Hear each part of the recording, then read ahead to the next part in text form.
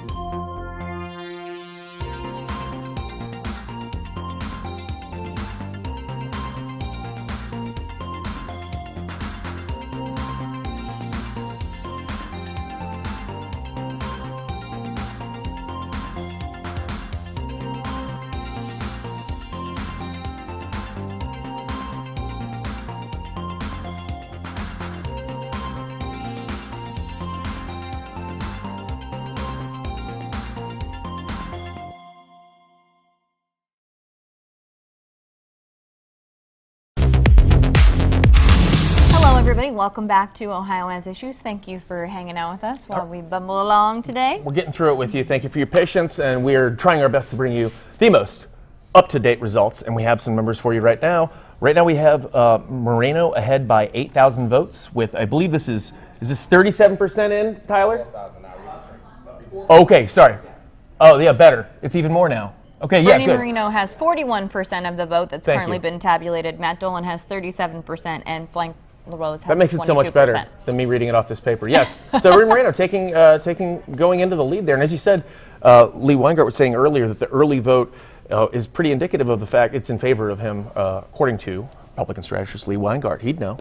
All right, and now we have another Republican strategist that we're actually going to talk with you now. We're going to bring in Mehek Cooke. She's here to join us and just give you a little bit of our background on Mehek. She's a lawyer and Republican strategist, president of American Frontier Strategies, worked at the U.S. Attorney's Office for the Southern District of Ohio, and is now a surrogate for the Republican National Committee and media commentator for Americans for Prosperity. Mehek, thank you so much for joining us here on Ohio Has Issues. Thanks for having me. Mehek, we want to get your take on what you're seeing with those early returns. We were just talking about Bernie Moreno's lead widening. He's now ahead by 8,000 votes so far in what's been tabulated in Ohio. What's your take on that at this moment? You know, Stephanie, this race has truly been up and down for voters as we've tried to figure out who's going to prevail on Election Day. I can tell you what the game changer was for the Moreno camp. It was truly President Trump coming into Dayton on Saturday. It pulled the Republican Party together. It tried to unify and solidify for Bernie Moreno. As I looked at early votes, it was interesting because Moreno and Matt Dolan were very close in numbers. But I'll tell you, most Republicans are same day voters. They like to vote on Election Day. And with Bernie pulling ahead of Matt Dolan and Frank LaRose, I think it's still going to be a close race. But most of those undecided, poll after poll, had about 30% of undecided voters. I think they're going to go with what President Trump told them to do, which is vote for Bernie Moreno. So while I think it's going to be a close race, Bernie Moreno is going to continue to lead tonight. Now, Bernie Moreno had that rally, as you said, that was very important, apparently, in the last minute to his success. There was not much of a chance of him, former President Trump, coming here, apparently, for a rally, and then he decided last week that he was going to make this rally stop. What do you think provoked him to make that decision? Well, I think we have three really strong candidates in the Senate race, but at the end of the day, President Trump is 100% behind Bernie Moreno. And when he says he's behind a candidate, he's all in, and he wanted to make sure that he could clear up any confusion. Like I said, there are a lot of voters that are very confused when they first started through this primary.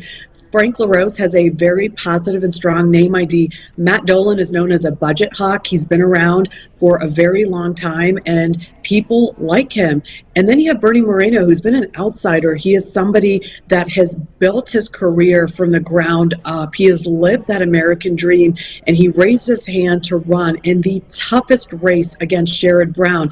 And it was President Trump that I think is going to save the day on the Senate race, just like he did previously. So it doesn't surprise me that President Trump showed up. I think it's just to solidify our base. There's a lack of unity today. We've seen it at the top of the ticket with some of these Nikki Haley voters that need to come on board with us, because it's time right now to not only beat Joe Biden in November, but also make sure that we take down Sherrod Brown. He has been 100% against moving Ohio forward. How do you feel about the results that we're seeing so far if this trend continues to hold for Moreno as we get more and more results coming in from the counties all across Ohio? How do you think that bodes for the general election for the Republican candidate that ends up on the November ticket? Well, I think whoever the Republican candidate is, I said this before I talked about voting today, it was we need to solidify every single Republican, regardless of what team you were on. We need to solidify against that GOP nominee and make sure our number one mission is to provide solutions for Ohioans, to talk about that path forward, to talk about how we're going to beat Bidenomics, and how this frontrunner is going to provide solutions for immigration in our economy. That's not something Sherrod Brown has done. So that needs to be the number one priority. It's unification, and then ensuring that as we stand united, we have solutions where Americans feel and Ohioans feel that prosperity is possible here. Because right now, under Sherrod Brown's economy and immigration plan, we are failing. Well, Mehek, we do have some good news for the former president, because his preferred candidate apparently has won the Ohio primary. We can announce the AP has made it official. Bernie Moreno will be the candidate who will be facing off against Sherrod Brown in the 2024 Ohio Senate race. So, thoughts on that? Learning it right out of the gate with us, Mehek?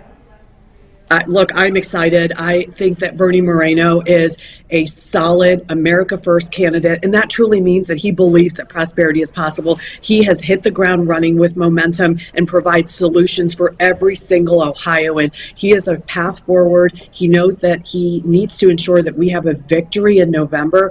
Our Senate majority is at stake today, and the only way that we're going to be successful in the state of Ohio is to have a candidate that is continuing to push for solutions, that isn't going to be voting 100% of the time with Joe Biden. And that's what we got under Sherrod Brown's leadership. Not only did Sherrod Brown vote 100% of the time with Joe Biden, but he has continued to provide a lackluster of solutions, prosperity, and he has truly forgotten the everyday man that is working very, very hard. So I'm extremely excited for Bernie Moreno, and I encourage every single individual, regardless of what campaign you were on, now's the time for unity for the Republican Party. Ohioans can get this done, but only if we work together. All right, Mehek, thank you very much for being with us. We're going to check back in with you a little later as we continue to see other people's reactions as these numbers continue to come in and we see exactly what kind of a margin this ends up being for Moreno. We appreciate your time. Thank you. All right, that was Mehek Cooke, again, Republican political strategist, as we learned right now that the Associated Press has called it here in Ohio for Bernie Moreno. Big news, pretty early evening, whole scheme of things. We've had to wait much longer in the past. That says that they are pretty definitive that these numbers are looking very good for Bernie Moreno.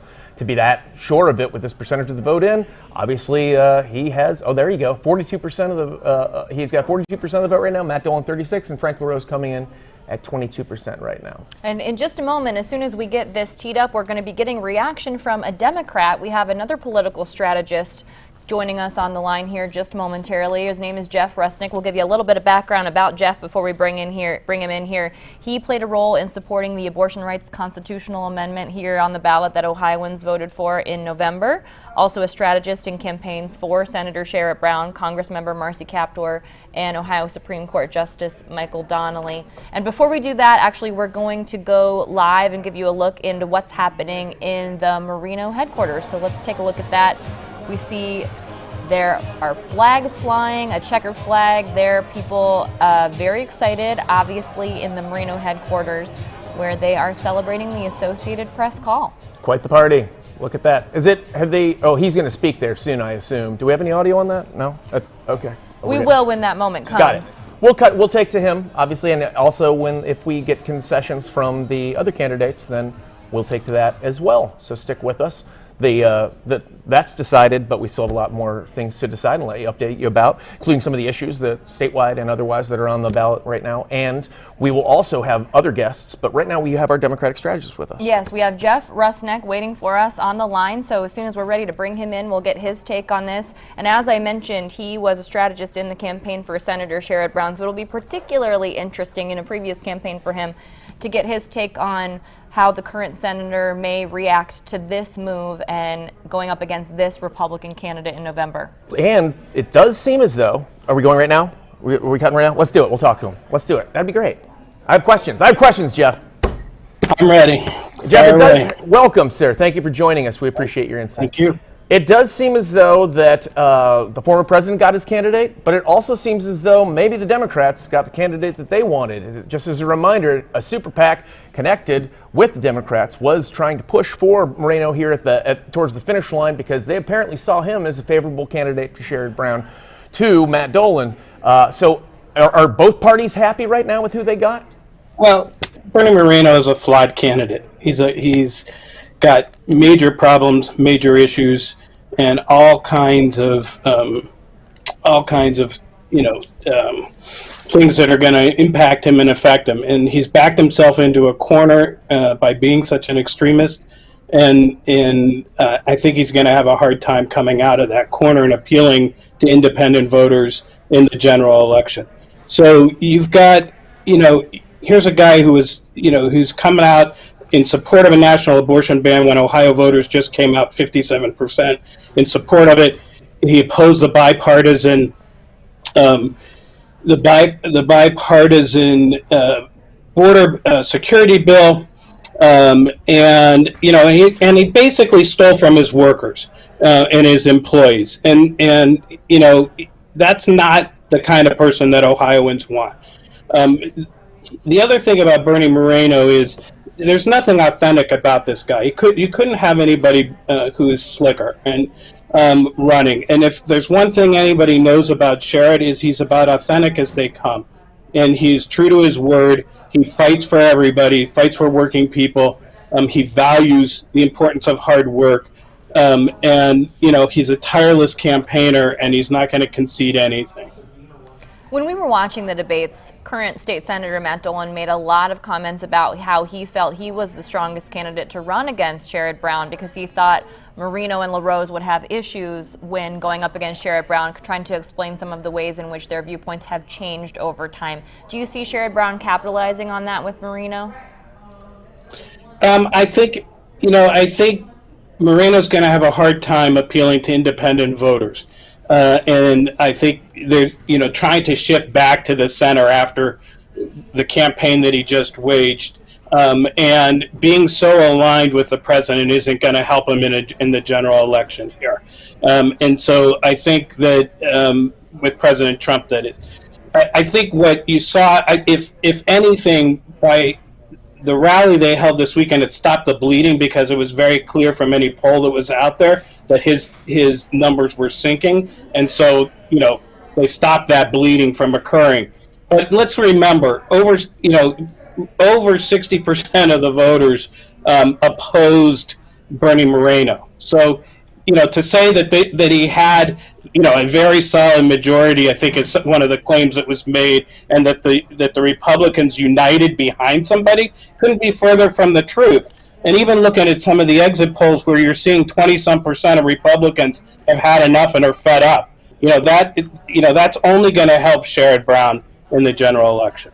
In the year 2022, though, we have to point out in a non-presidential year, the Trump-endorsed candidate J.D. Vance went on to victory, and that was without Trump on the ticket. Doesn't it bode well for Moreno now that Trump is on the ticket? Yeah, I would say that Sherrod Brown and Tim Ryan are very different candidates, and I would say that Moreno and Vance are different candidates. But Sherrod Brown understands how to campaign in this state. He knows how to appeal, and has worked his entire career for working families and independent voters.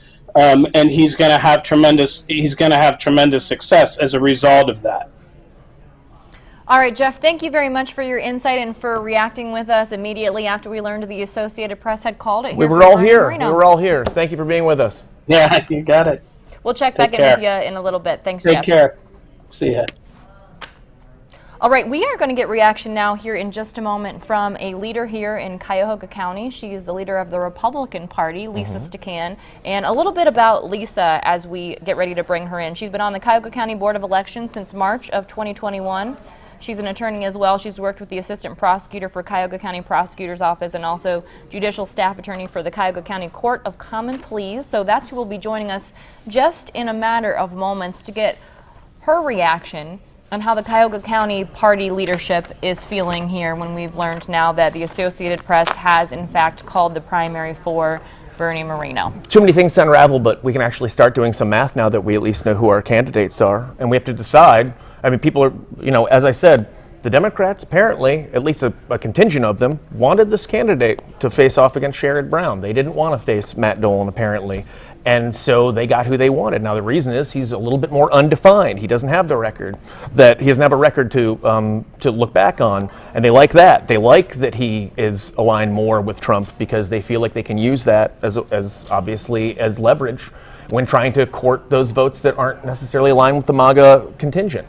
So they now have their candidate, and the Republicans have the candidate that they want.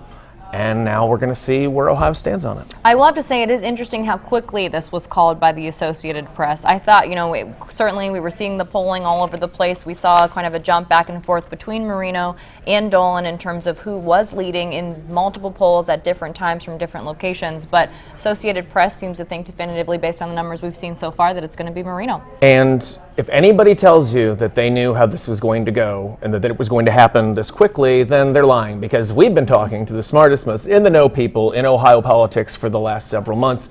And even until this, as of yesterday, we're asking them what they think is going to happen. And a lot of people, there's just a lot of uncertainty. Part of it's a lack of polling. Part of it is low turnouts in primary elections, because so a small group of people can have a really dominant effect on the whole state politic. And so this is what ended up happening. And some people called this, some people really were saying Matt Dolan is making a push at the end.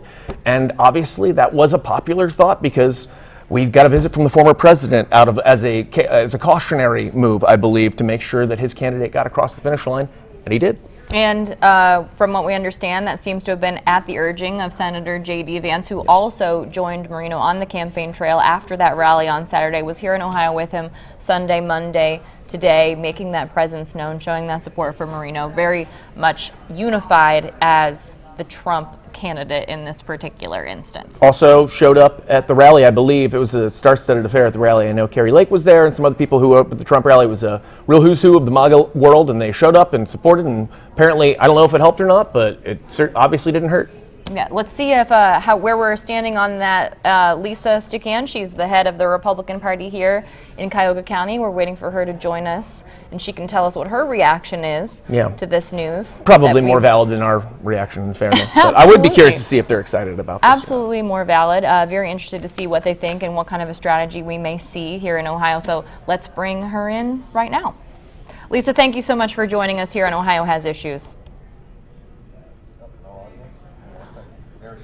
Okay, Lisa, we got you there now. We had you muted for a second. Sorry about that. Okay, can you hear me now? Yes, we can. All right. Lisa, welcome. So you just heard the news, initial reactions. Your candidate is Bernie Moreno. How do we feel about it? Listen, I was blessed. I had 3 great candidates as a party leader and also 2 from Cuyahoga County. We had amazing candidates. Our county did endorse and support Bernie Moreno, so we're very glad to see him emerge victorious. We're ready to move forward as a party to take on Sherrod Brown. I think we had 3 strong candidates, like I said, from the outset, and I know they will all come together and unify as a party to make sure we do retire Sherrod Brown. Sherrod Brown, who's been in elective office longer than I've been alive, and also I think, President Trump is top of the ticket. I think you're going to see a strong turnout of Republicans in November, and I think we will emerge victorious on this. And Lisa, of course, you know that the Associated Press has called it for Moreno. We're also just now getting word from NBC senior political reporter Henry Gomez. NBC has also called it for Moreno. So that's 2 of the outlets, of course, that we're following tonight. So I want to ask you, you mentioned that you felt you had 3 great candidates going into this. Can you give us any kind of an idea on what you were thinking in terms of your approach to marketing this candidate in Cuyahoga County and what that's going to look like now that we know it is Moreno? Well, Bernie's well known in Northeast Ohio and in Cleveland. He's been a businessman in this community, someone who's been on so many boards, touched so many communities, been in charitable groups. He's been in all kinds of educational boards. He was on the board at Cleveland State.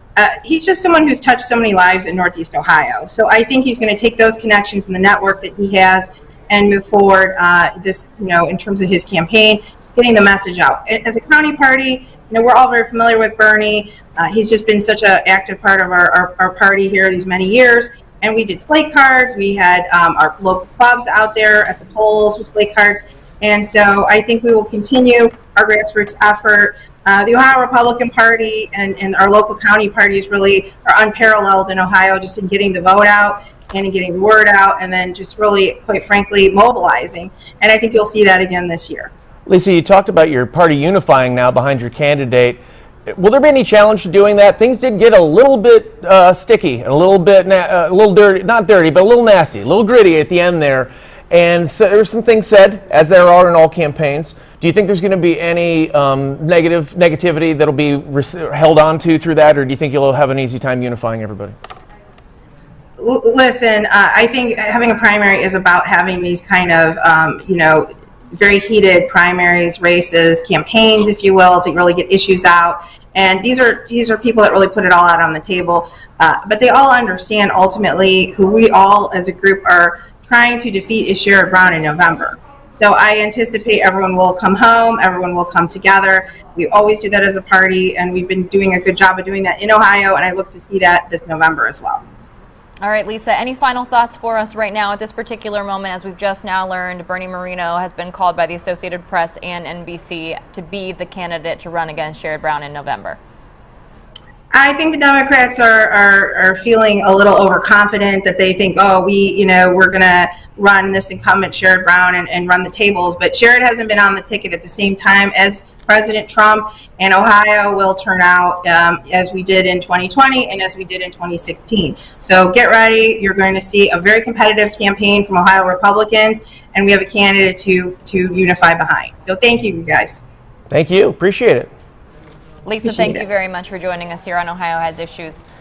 All right, so getting the reaction from the leadership of the Cuyahoga County Republican Party here seems to be excited. They seem pretty pleased. And we hear, they seem confident in the fact that they're going to be able to unite behind this candidate. Obviously, as you said, all primaries, all these things leading up to this is going to be some bad talk, some negativity, some smack talk and whatnot, and whether or not you can shake those off and unite. And what's going to be really interesting, though, is the governor, as you recall, has made an endorsement of the guy who didn't win last week. And it's not it's nothing insurmountable, obviously, and I'm sure he'll support the candidate. But it is going to be a little awkward, right? Like running into an ex at the mall or something like that. When all of a sudden he's got to say, all right, well, that guy wanted to win, didn't win, but this guy's fine too. So he has got to shift his language, and it'll be interesting to see how he does that. And if former Senator Rob Portman falls in line as well, who also endorsed Matt Dolan last week. Yeah, and we have a couple people coming up we're going to talk with who are actually at the Moreno location. One of those is Plain Dealer political reporter Andrew Tobias. He'll be joining us here just a momentarily, kind of giving us a bit of a look into what the vibe is like there in the Moreno area. He's been working on reporting out there. So we're looking for him to call in and join us here at any moment. As soon as he's ready, we'll bring him on. Oh my gosh, there he is. I see him. He's coming up. This is so exciting. As for right now, we will tell you the official vote numbers as they've come in to the state of Ohio statewide. Bernie Moreno has 45% of the vote at the time, of course, projected winner by both AP and NBC.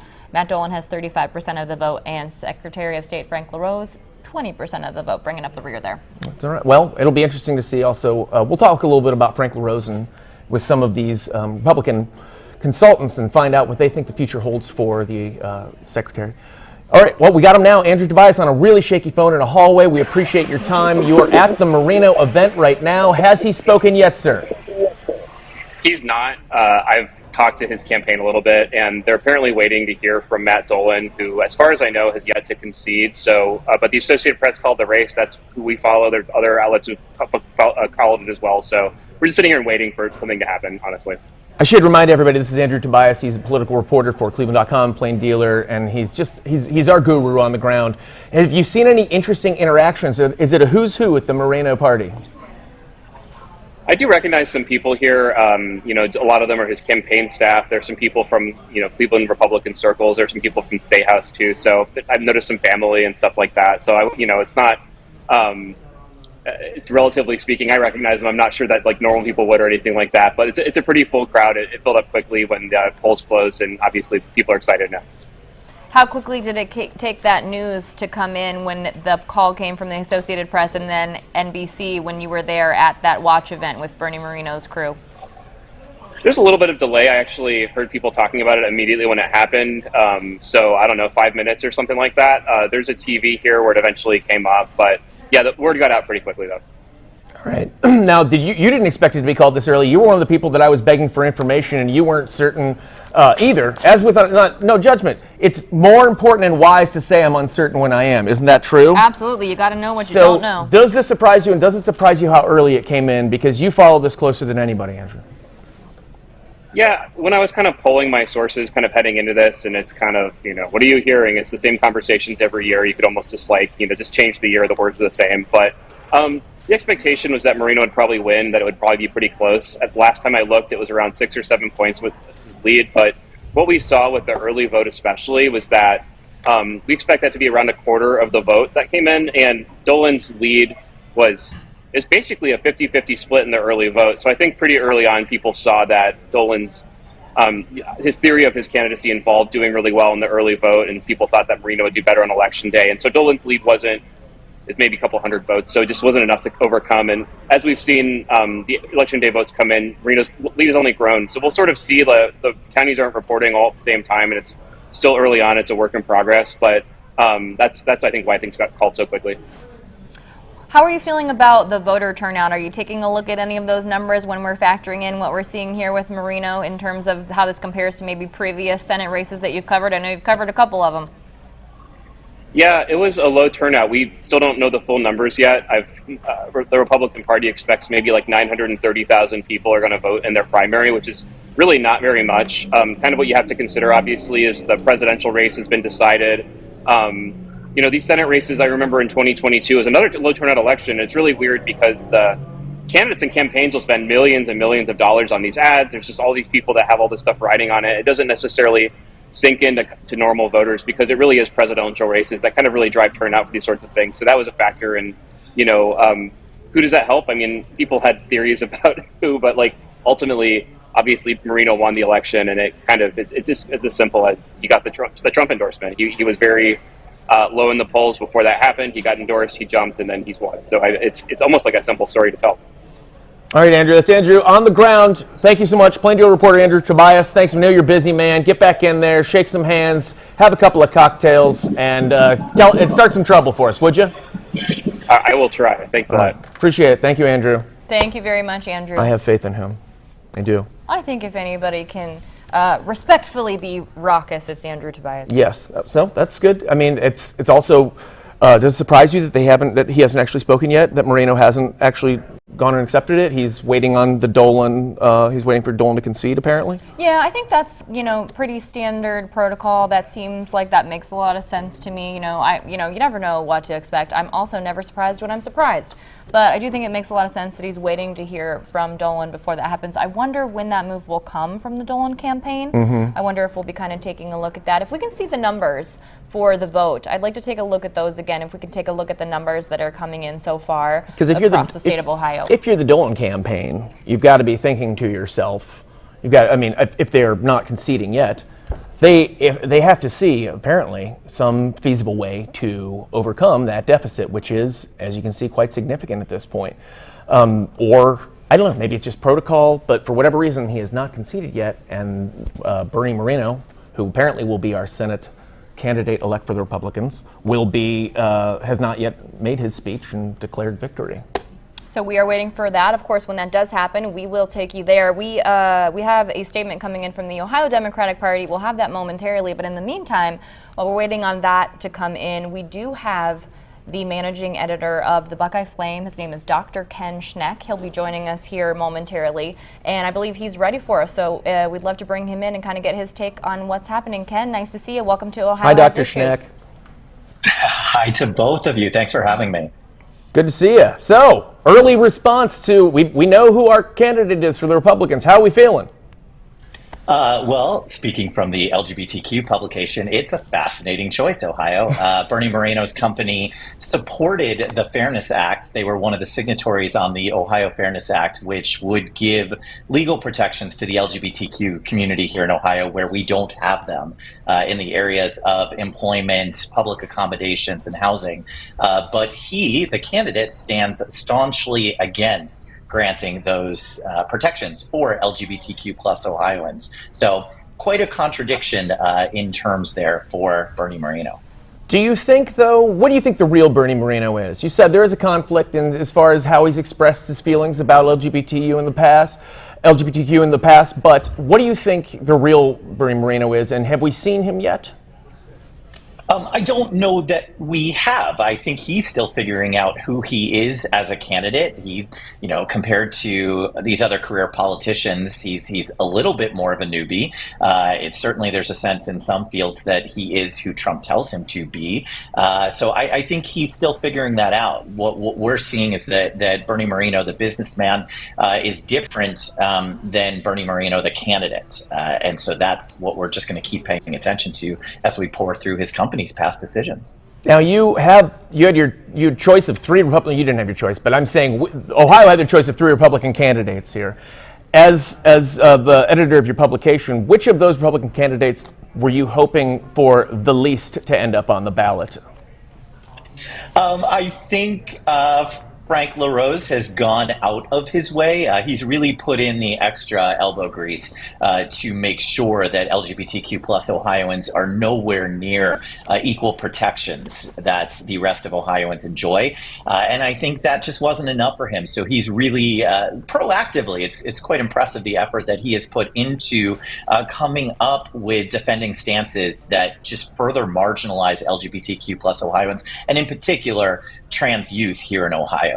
He has taken some real bold and stunning stances. So that would have been probably the most stark of the three candidates. Matt Dolan, kind of same as Bernie Moreno, had previously espoused some pro-LGBTQ stances before he became the candidate. Are you surprised by the result that we're seeing here in Ohio with this choice from the people who came out? And admittedly, I do think we do need to mention here the people that have come out. We just talked with Andrew Tobias from the Plain Dealer that the voter turnout was low. It is a small group of people who end up making this choice who's going to run on the November ticket. So are you surprised by the result?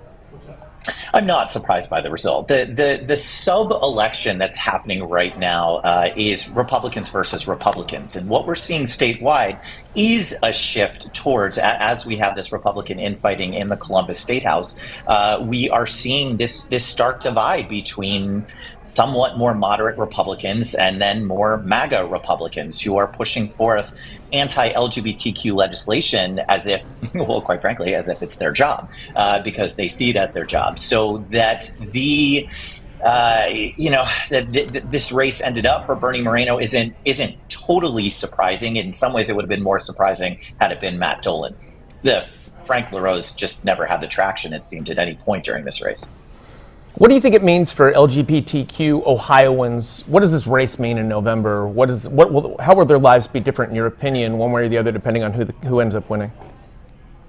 The Senate one, that's a tough one just because federal protections just are not on the table right now. So here in Ohio, it's called the Fairness Act. Nationally, it's the Equality Act. And kind of in some ways the same thing as Ohio as it is nationally. There's not really a plan that many of us have seen to actually pass this legislation. So Bernie Moreno has been very clear in saying that he does not support national protections for LGBTQ plus people. And I don't know that could be a more stark divide from Sherrod Brown, who very much supports those protections. So again, right now here in Ohio, you can be fired for being gay, for being LGBTQ plus. You can be kicked out of your house. You can be kicked out of a restaurant. All of those are legal as it is legal nationally. Here in Cuyahoga County, we've taken steps to make sure that is not legal, but statewide, that's still something that can happen here. So we don't have equal protections, and it doesn't look like we're going to get them nationally either.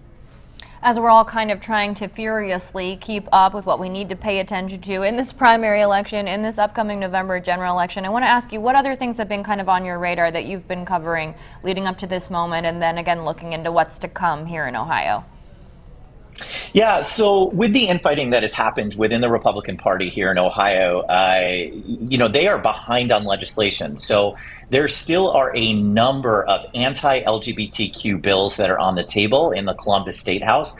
And it's really going to change things depending on who is elected. If there are more far-right Republicans who are elected, they will move forward with some of these bills. Bills like HB 8, which would force all teachers and school staff in the state of Ohio, and school staff includes psychologists, school counselors, school social workers, to automatically out LGBTQ plus youth to their parents. That's kind of hanging out right now. It had some movement, but it was stalled somewhat by the infighting among Republicans. So again, if it moves more to the right there in the State House, if the supermajority moves more to the right, we expect bills like that to pass. Bills like the one that would ban public drag performances, and another bill that's on the table which would segregate all restrooms in the state of Ohio in all K through 12 and colleges, which includes private colleges, to only allow people in that restroom according to the birth certificate, which I'm sure Mike has right in his pocket. We all carry that around with us. Sure, yeah. Now that is some pretty intense that is some pretty intense legislation, now that you mention it. And it's on the table, yeah. I know. And The only reason that it hasn't passed, honestly, is most of it is due to the Republican infighting, and we can't count out the fact that HB 68 did pass, and that does ban gender affirming care in the state of Ohio, and bans trans female athletes. We're one of the few states to move that through pretty quickly. Now, and that's also just as a reminder against the governor's wishes, who did not wish for that to come in, or become a law. So that's, go ahead. Please, go on. Yes and no on that. So the governor did veto it, but then basically in the same press conference, he proposed even more stringent regulations that would be passed through the health processes here in Ohio that would restrict gender-affirming care even more than the Republican bill. So yes, he did veto that bill, and they did override that veto.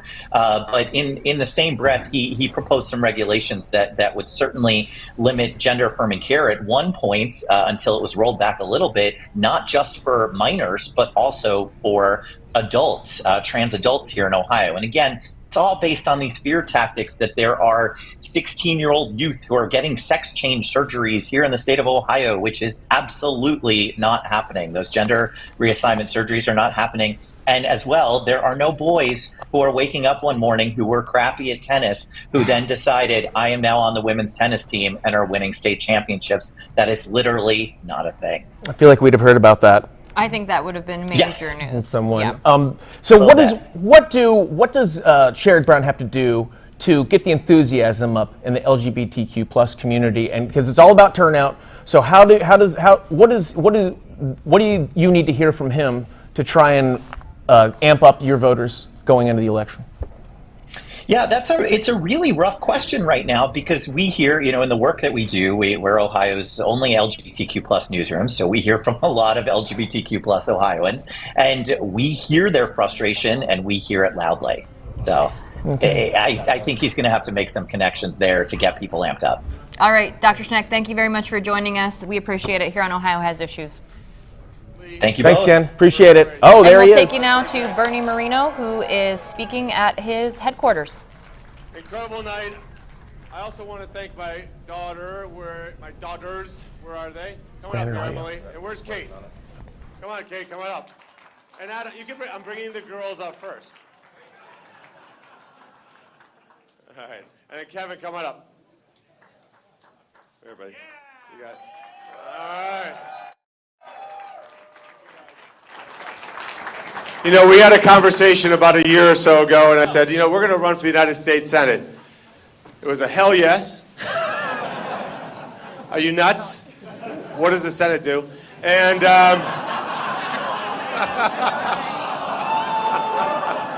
she's an artist. She's an artist.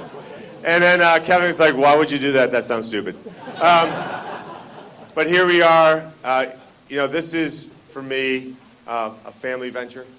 This is for my kids and grandkids and your kids and grandkids. This is what it's all about. So thank you, guys. Thank you. Thank you. Thank you. So I also want to thank, we have an incredible, incredible team that was able to get us across the finish line. I said a year ago, the most important thing that I'll do is picking my team. And then the second most important thing I'll do is listening to my team. They pointed out the second one all the time. So I want to just acknowledge Colton, our political director. Great job, Colton. Our comms director. Reagan, our comms director. David DeStefano, our campaign manager. Susan and Abby, who probably called all of you many times. Where's Jane? Jane over there, it came on as an early intern. Thank you, Jane. And then where's Robbie? Robbie. There you go, Robbie. I also want to thank the team over Chris Grant's team, and of course the great Andy Sarabian, who I actually say to you, Andy Sarabian is actually an AI bot that's plugged into Massachusetts somewhere. But Andy, if you're listening, thank you so much for everything. I also want to thank President Trump. I just got off the phone with President Trump.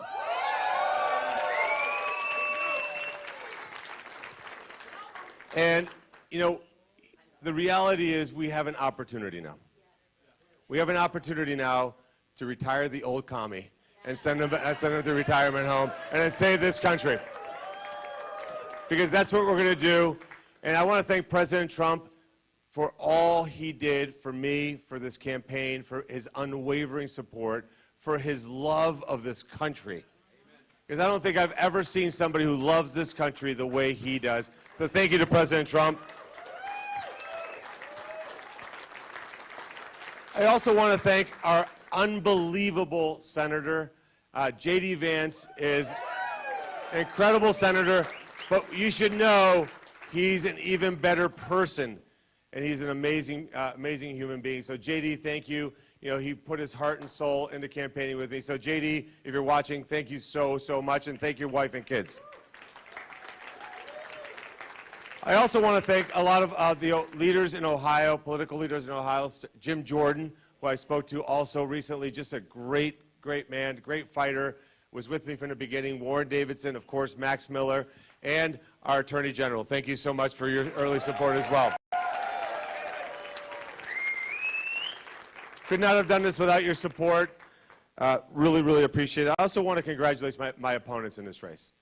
You know, one of the things that we do as Republicans is we have spirited debates. Now, maybe it's like a little too spirited. Could have been a little less spirited, all right? But we have spirited debates, and that's okay. That's okay, because as of today, I also spoke to State Senator Matt Dolan. Matt congratulated me very graciously. And I think what we have to do now is, as a fully united party, understand we have one mission, which is to get rid of Sherrod Brown. And by getting rid of Sherrod Brown, we're going to get back to United States Senate. And then by getting back to United States Senate, we're going to put this country back on track. Right? I also want to thank Frank LaRose for the service that he gave to our country. You know, as a Green Beret, he sacrifices for our country, and our country's better off as a result of the service that Frank has given to this nation. So thank you to Frank LaRose as well for running a good race. Now, let's talk about Sherrod Brown now. Isn't it great? We have to talk Sherrod Brown now. That's great, right? Now, and you know, when I was a kid from South America and my family came over. By the way, I completely forgot. My God, I'm a terrible person. Jeez, my siblings. Come on, all of you guys, come up here. Come up here for a second. Come on up here. And the in-laws can come up too. Come up here. Look at that. See, I told you we were high-performing Catholics. Look at all these people. Right, so this is, so 6 boys and a girl. They all live in different parts of the world, but you guys all came here today to be with me. Thank you so much, guys. Really appreciate it. Thank you. Thank you. What's that? Yep. So when we were first got to South Florida when I was a kid, I was 5 years old. I thought it was a field trip. I didn't know what we were doing. And I wanted to become a U.S. citizen really badly. That was something that was really important to me. Even though I thought it was kind of cool that I had a card that said I was an alien, I thought maybe I wanted to be a citizen. That would be better. And as you may have heard the story, I studied our founders and the Declaration of Independence and the Constitutional Convention. And it's amazing because in 1789, when Sherrod Brown went into D.C., I never thought we'd be here with him still in office. But you know, in all seriousness, so think about it. This guy's been in office since Richard Nixon was president. This guy's been in an elected office, never had a job in the private sector. And what does he do? He says he advocates for working class Americans. So let's dissect that for a second. Under Sherrod Brown's watch, China has gone from a $4 billion trade deficit to a $235 billion a year trade deficit with America. The middle class in this country has shrank under his watch. We've lost factory after factory under his watch. We are now, with his leadership, so-called, of the Senate Banking Committee, we've seen an absolute obliteration of local and small and regional banks. That's all happening under Sherrod Brown's watch. This is a guy who is for unfeathered immigration. He is an open borders radical. What does that do? Who does that hurt? It hurts the very people he pretends to help. These are people who are getting crushed every single day at the grocery store, at the gas station. He's all for this Green New Deal. This idea that all of us should drive an electric car, have whatever stove he tells us to, live in some small hut somewhere, while of course he hangs out with his buddies in Martha's Vineyard. That's who Sherrod Brown really is. Exactly, right? So one of the things that came up during this campaign I want to address is this idea that Chuck Schumer put some money in to help me.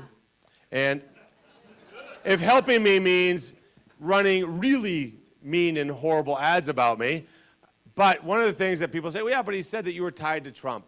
Well, let me just say something. I wear with honor my endorsement of from President Trump. I wear that with a badge of honor. Because under President Trump, this nation was safer, it was more secure, we had prosperity around the world, we had generationally low interest rates, and we had generationally low inflation. Under Joe Biden, everything is objectively worse. Here's what I wonder. I wonder whether Sherrod Brown is going to wear with honor his 99% voting record with Joe Biden. Whether Joe Biden is the kind of person that he likes to associate with, because I would predict this. If Joe Biden enters Ohio, Sherrod Brown's going to fly out of here like a scared cat, right? Because he's going to try to pretend he's not with Sherrod, but he's Sherrod Brown's absolute enabler in the United States Senate. And then who does Sherrod Brown answer to? He doesn't answer to we the people. He answers to Elizabeth Warren. Right? He takes his orders. He's literally her lapdog. She tells him to bark, he says bark, he barks. That's who Sherrod Brown is, and that's who will expose him. Now, here's the good news, and here's the bad news. The good news is we're going to win this race in November.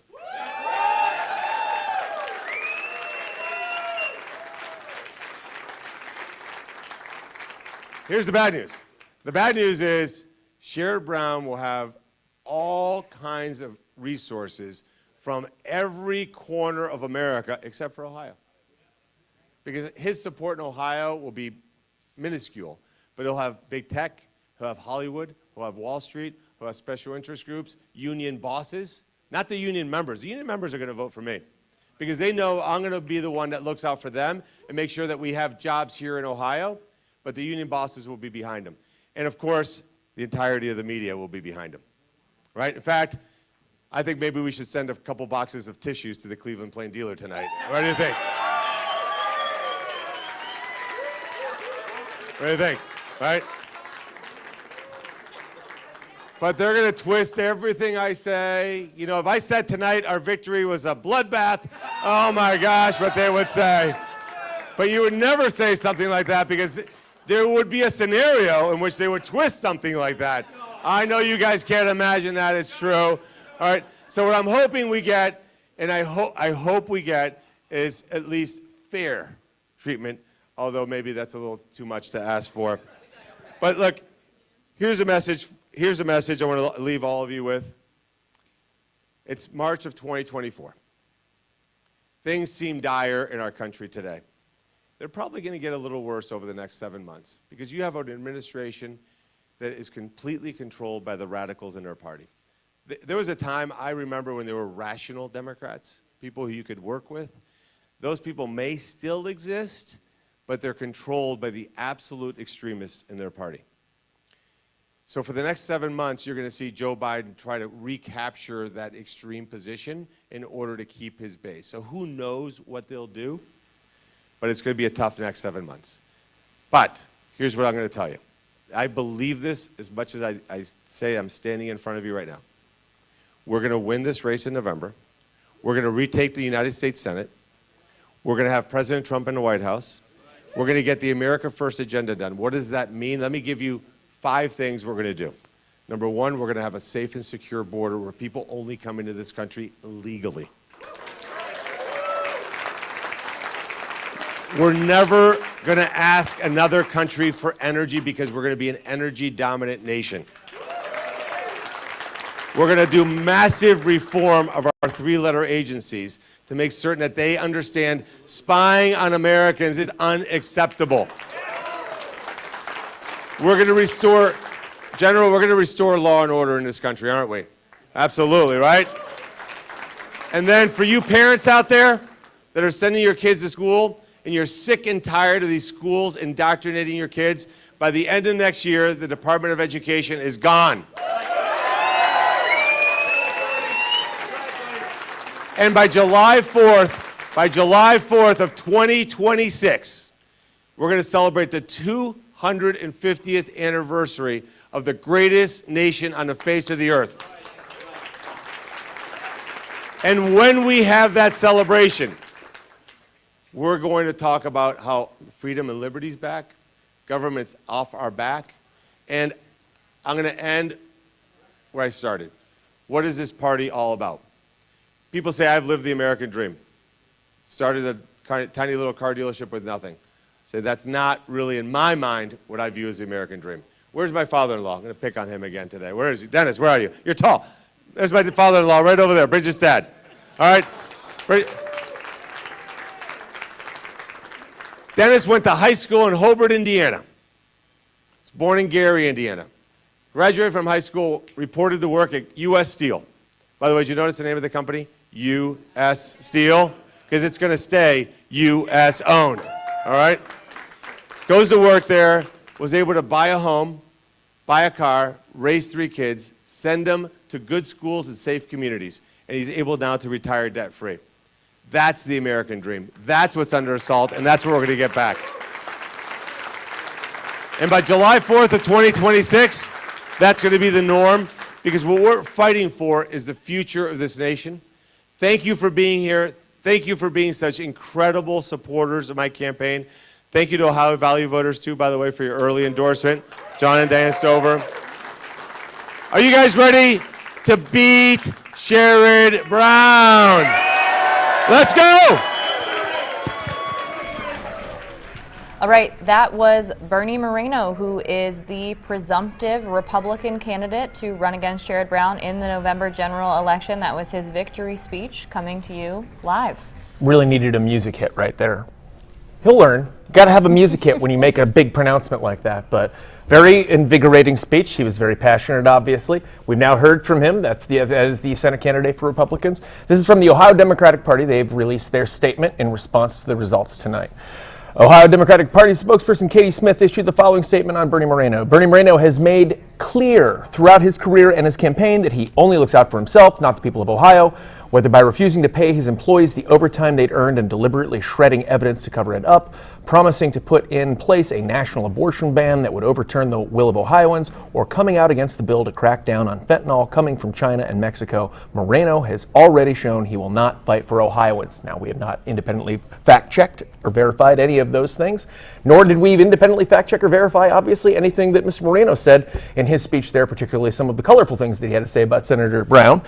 So we can't speak to that, but we just wanted to show it to you as it was presented, and we presented this to you as the Democrats responded. All right, now we're going to bring back former Deputy Press Secretary Sarah Matthews. She was under the Trump administration, resigned from that administration on January 6th. Sarah, I want to get your immediate reaction to the fact that we now know that the Trump-endorsed candidate is the candidate on the Republican ticket for the Senate here in Ohio. What's your reaction to that? Yeah, I think, look, obviously the Trump endorsement helped Bernie Moreno out tremendously. He kind of came into this race a little bit of an underdog, not having as high of name ID as Matt Dolan and Frank LaRose, but this obviously pushed him over the edge. The issue is, will this be enough to push him over the edge in a general election matchup? Will the Trump endorsement be able to be as effective there? Because we've seen time and time again across the country that usually the MAGA-backed candidate hasn't performed as well in general election matchups. I mean, just look at 2022. We saw numerous MAGA-backed candidates lose races that should have probably gone to Republicans. And it was because candidate quality matters. And so Bernie Moreno has some time between now and November to prove to Ohio why he is the best person to represent us in the U.S. Senate. And I think that, you know, the Trump endorsement got him through the primary, but I'm not quite sure it will be enough to win in a general election matchup against Sherrod Brown, someone who is a 3-time incumbent, and it's going to be a very competitive race. That's true, but as we saw in 2022, the Trump endorsement did do wonders for J.D. Vance, and that was without Donald Trump on the ticket. Isn't the combination of having that endorsement and being on the ticket with the actual man himself probably going to bode very well for him? Yeah, I think that those were two completely different races, though. As you noted, Donald Trump will be on the ticket this go around. But also you had to look at, in 2022, it was an open seat. This was J.D. Vance running against Tim Ryan, someone who had never run statewide. And then now going into 2024, Bernie Moreno running against Sherrod Brown, someone who's an excellent retail politician, 3-time incumbent. Even with Trump at the top of the ticket, it's not a guarantee. And also, I would note that in an NBC exit poll, we saw that Trump does not have quite as strong a support in Ohio as he once did, because we saw that in this exit poll, it said that 11% of Ohio Republican voters are going to be voting for Biden in November, and then 8% of Ohio Republican voters said that they weren't going to vote for Biden or Trump.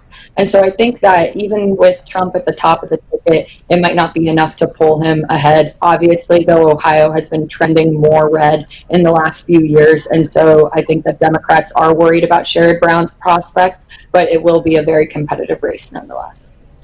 In his comments there during his congratulatory speech there for nailing down this candidacy for the Republican ticket for the general election in November, he mentioned 5 things that were priorities for him: border security, what he called energy dominance, making sure that the United States is not reliant on other countries for energy. Also reforming our agencies, referring to the CIA and the FBI, what he called the 3-letter agencies, and talking about the ways in which they interact with our private information, our privacy. And then 2 other things that were kind of general, kind of bold, kind of bombshell statements, I would categorize them at the end there: restoring law and order, and then getting rid of the Department of Education. So I want to get your reaction to any of those kind of tenets of his platform. Do you feel like those are in line with what the Republican voters want statewide in Ohio?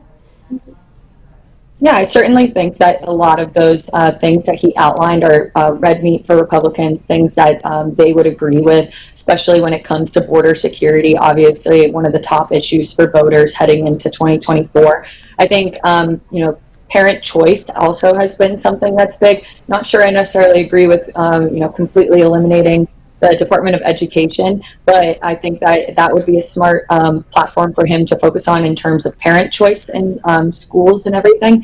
But then I think another important issue that he didn't talk about, that's somewhat of a sticking point for me with Bernie Moreno's candidacy, is Ukraine aid. And what are we doing to protect a democracy worldwide?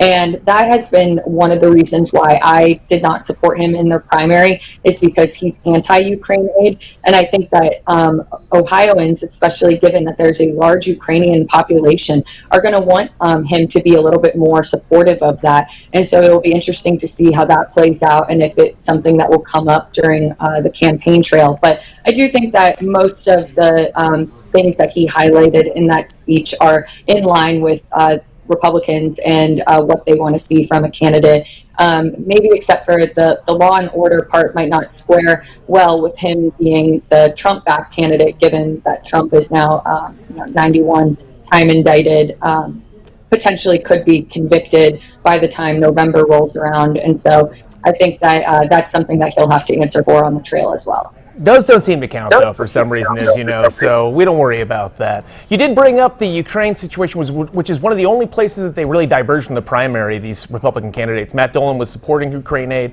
and Bernie was not, obviously, more aligned with J.D. Vance and Trump. But do you think that that'll be a liability, really? And what are some other liabilities that Bernie might have against an established guy like Sherrod Brown going into this election? I think that it definitely will be something that Democrats are going to play up. Look, I think that, given there is a large Ukrainian population in Ohio, and this is going to be a really competitive race, that something like this issue could rise to the top and really matter to a certain number of voters. And so if Democrats are smart, they'll lean into that. And I think another area that Democrats are probably going to focus on is the 2020 election results. Bernie Moreno has been someone who has kind of gone along with Donald Trump's lies on the 2020 election being stolen, despite there being zero evidence to prove any of Trump's claims. And so I think that them focusing on that, focusing on all of the Trump court cases, it's something that Bernie Moreno is going to constantly have to answer for on the trail. If I were a Democrat, I would make sure that that was top of mind for voters and just attach him to Trump in that way. And for you, Sarah, as someone who was in the Trump administration on January 6th, again, one of the first two people from the administration to resign for this, as a Republican, how does this look for you now that we know here in the state of Ohio, you being a Northeast Ohio native, the candidates that will be on the ballot here in Ohio for the presidency are the former President Donald Trump on the Republican side, and then also his chosen candidate, Bernie Moreno, on the Republican side against Sherrod Brown on the Democratic side for Senate, and then against the current president, Joe Biden, on the Democratic side. What does that look like for you or for that group of voters in general who are not standing behind the former president at this time? Yeah, no, obviously it makes it really difficult for a voter like me. I'm, lifelong Republican, and so it's tough because I'm not happy with the choices in 2024. I didn't want this rematch from hell of, Donald Trump and Joe Biden, but in my position, I lost all faith in Donald Trump on January 6th. He did not uphold his oath of office, and I need to support someone for the presidency who I believe will uphold the Constitution. And so if my choices are Joe Biden and Donald Trump, then I really have no choice but to go for Joe Biden. And then I think in Ohio, I'm no longer a resident of Ohio, obviously was born and raised there, but now live in Washington, D.C., so I will not be able to vote in the Senate race there. But it is disappointing for me when I think that Matt Dolan would have been Republicans' best chances at flipping that Senate seat red. And obviously this Senate seat is going to be crucial in also taking back the Senate in general. And so I think that it's disappointing that the candidate is going to be Bernie Moreno. I also disagree with him strongly on his position on Ukraine aid. But I think that you are probably still going to see even some Republicans who might not be there with Trump who will ultimately end up backing Moreno just because they would like to get Sherrod Brown out. Now, you are a former Ohioan, still have people here, I'm sure. If you're talking to your Republican neighbors, friends, people, family members, and whatnot, and you're trying to sell them on what you believe should be done in this election, can you give me your pitch on why they maybe shouldn't support the Republican, even if they are the Republican?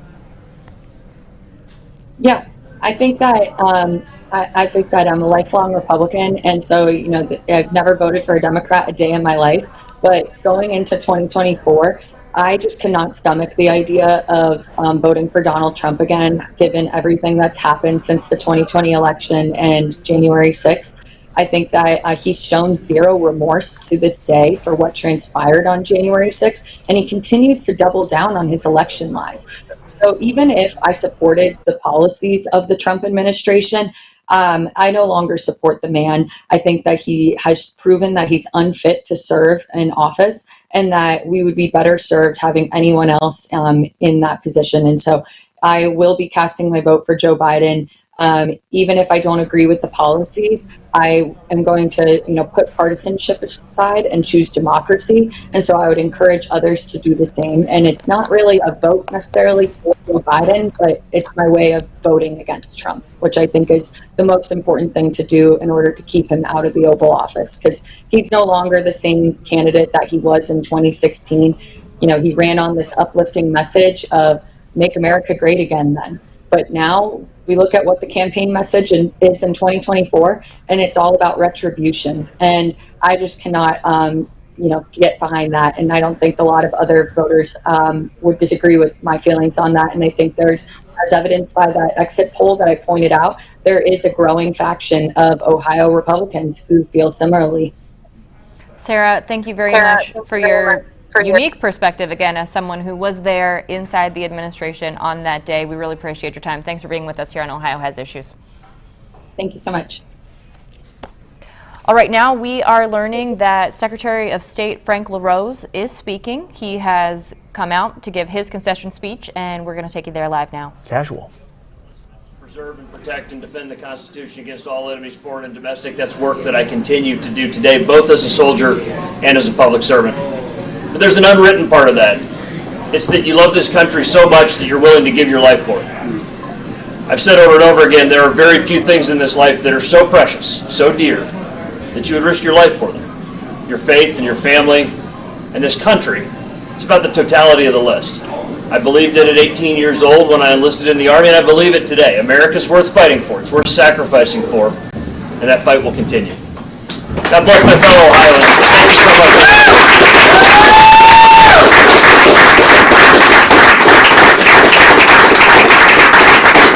Secretary of State Frank LaRose giving his concession speech, and we're going to take a little break. We'll be right back here on Ohio Has Issues.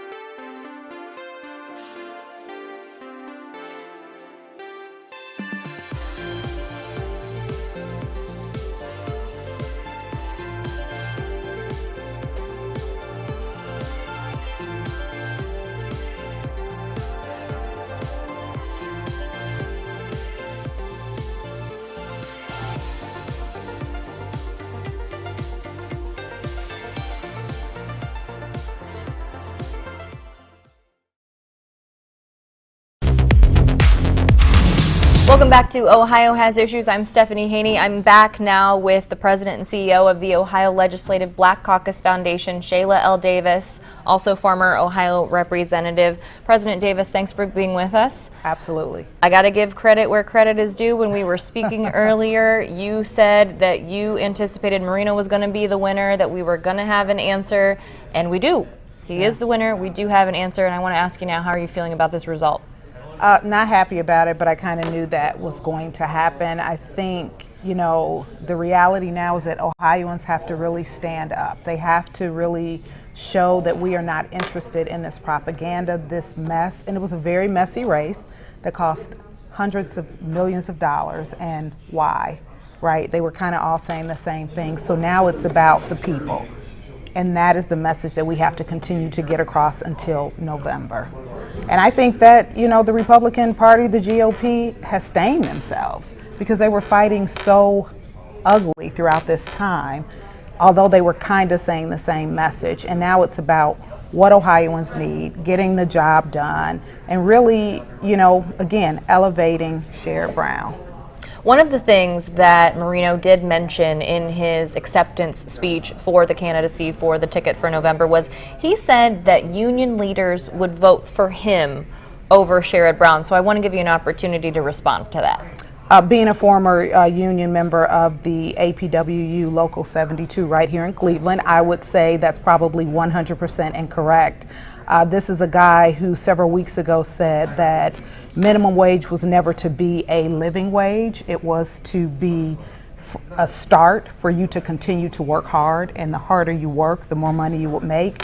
We know that there is a gap and an inequity in pay for women and men, and then once you put minorities in that pool, the gap gets even larger. So he doesn't respect the union. He doesn't value his own words. This is what he said several weeks ago. I don't think that's true. And I want to just take a moment to mention to our listeners and our watchers now, when we did have an extended conversation here on Ohio Has Issues about the minimum wage and that proposed amendment that's coming up here, almost certainly to be on the November ballot. We had a great conversation with Mariah Ross. She's with One Fair Wage and also kind of leading the effort here in Ohio as well for that Constitution. If you want to get educated on the background of the minimum wage and the sub-minimum wage and connections that it had to slavery and the historical institutions involved in that, please take a look at that episode. Just absolutely mind-blowing information, and she's coming with the facts on that. So I do want to point people to that conversation as well. And I want to ask you about some of the other things that Moreno mentioned in his acceptance speech. He listed 5 priorities for himself as the Senate candidate. One of those, the 5th one, it was a shocking statement. It was a bold statement. He said he plans to completely eradicate the Department of Education. Can I get your response to that? My public response should be that's just absolutely awful. But what I'm also going to say is sheer ignorance. Is this a man who's been educated? Has his children and family been educated? How do we eradicate the Department of Education? What does that even look like? And then I guess my question for him is, what's the alternative? What do we expect Americans to do? If we're going to eradicate the Department of Education, then what are we going to have?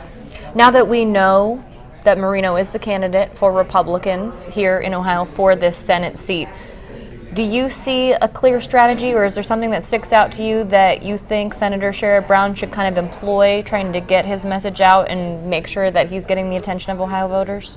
Absolutely. I think that he has to really continue to talk about the great work that he's done for working Ohioans. And when we look at Ohio, most of Ohioans are working class folk, and we value and appreciate the work that he's done. I think everyone has to show up and support Sherrod Brown. Even some of those candidates that voted, in the GOP for one of the candidates who possibly didn't get it, they have to understand, and I think they are still not ready to accept Bernie Moreno. So hopefully those votes will come over to us as well. And as much as people want to think that they're not going to be affected and impacted by this mess, we absolutely all are. You cannot just stay down the party line because you're a Republican. We've got to vote for what makes sense for all of Ohio. So I think we as individuals, we have to continue to share that message. I know as far as the Ohio Black Legislative Caucus Foundation, we are nonpartisan. However, we are going to be elevating what we believe is right for Black Ohioans. And whoever that candidate is, and that candidate today is Sherrod Brown. I want to ask you before we move on, I got a couple questions I want to ask you about the Democratic situation today in primaries across Ohio, but I want to ask if you have any final thoughts to share on the news that Moreno is the candidate called for the Republican ticket. Again, as you stated, I called it, and I think now we just have to, get on the ground, continue to share the message of Sherrod Brown, continue to talk about what Ohioans need. November in 2023, Ohioans showed up and they really took a stance for what they believe in, and I think we will do that same thing again this year in November. All right, let's talk quickly about some of the Democratic races and what we're seeing here in Ohio. I want to talk about the Ohio Supreme Court races that we saw today. One, for example, Lisa Forbes has advanced to the Supreme Court nominee in that particular race over Terry Jameson. That's a Democrat, so has beaten Terry Jameson, will be a Democratic candidate for Supreme Court Justice here in Ohio. And President Davis, I want to ask you what you've been seeing tonight in terms of some Democratic races and things that you've been following this evening. I'm excited, right, that we hopefully will have Lisa Forbes in the Supreme Court, but disappointed for Terry Jameson. I thought that she was a great candidate, and obviously she was a Black female out of Franklin County, I believe. So, the bottom line is we have a Democratic candidate. Now it's about supporting that candidate, and it looks like Lisa Forbes pretty much, beat by a landslide. So we have her there. That's a great thing, and we just have to continue to support. Okay. President Davis, thank you very much for joining us again on Ohio Has Issues. Second time back that officially makes you friend of the show status. And we look forward to having you on again as we continue this journey to November. Thank you so much, Stephanie. All right. Thank you. We're going to take a quick break, and we'll be back in just a minute. Mike Polk will be back with Lee Weingart, who is a former Cuyahoga County Commissioner here and a Republican in Ohio. We'll be right back.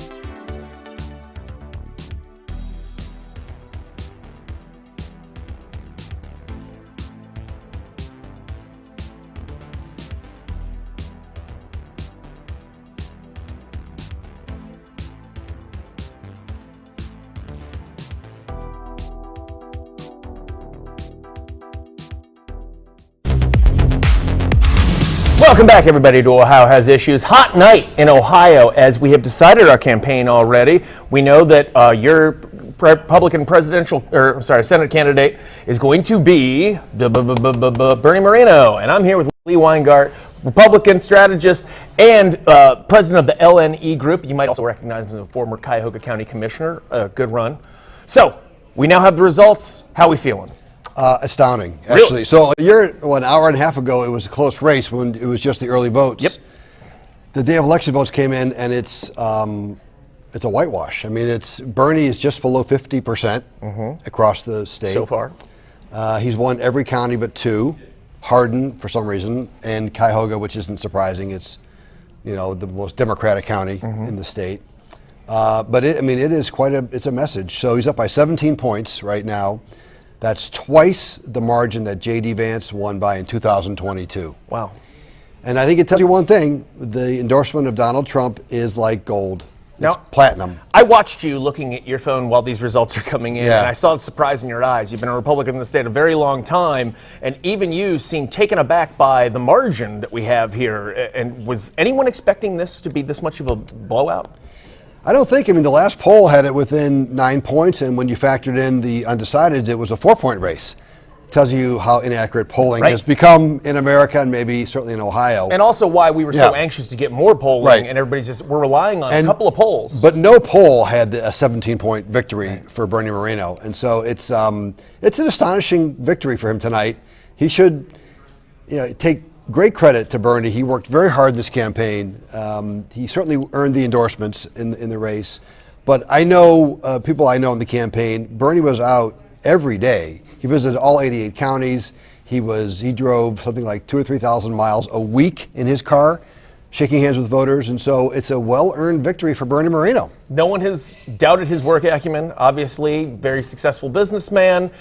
You are going to have this candidate on your ticket now. He is your decided candidate. What are your concerns about him, maybe that you might not have had with somebody who was a little more well-known and has a little bit more history, like Matt Dolan or Frank LaRose?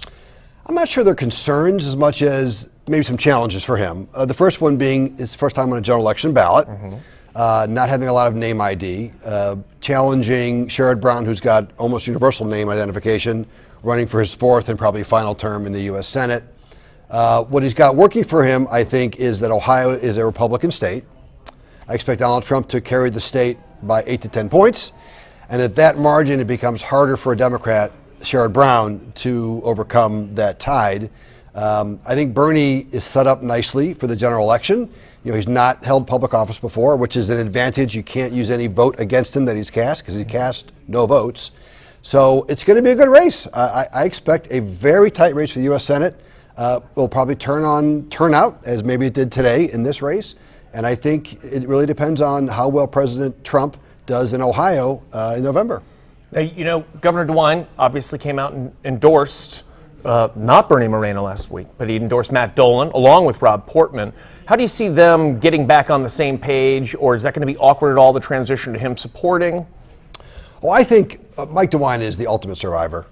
I imagine he'll work very closely with Bernie Moreno on issues that are important to Ohio. They both love the state of Ohio, and they want Ohio to thrive. And so even though there's a little bit of a blip here on this race, I'd be shocked. And knowing Bernie as well as I do, he'll reach out to Mike DeWine and want his support in the general election.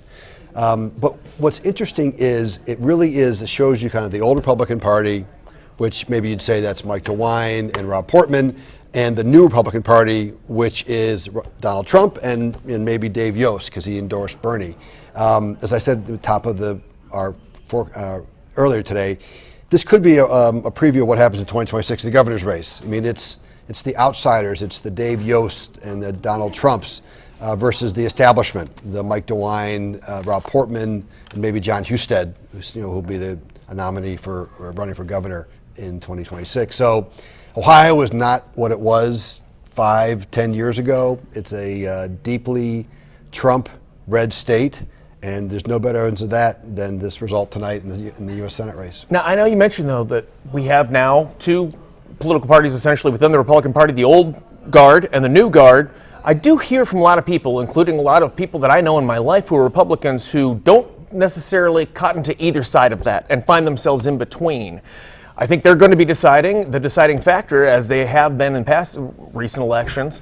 What do you think they're going to take from this, and what advice do you have to them as far as supporting this candidate that they might not be totally on the same page with? Well, I think Republicans will rally around Bernie Moreno. They want to win back the Senate. You know, there's only a couple seats, maybe 3 seats in America that are really up for grabs right now. West Virginia will go Republican. Joe Manchin's not running for re-election. Right. Jim Justice will win that seat.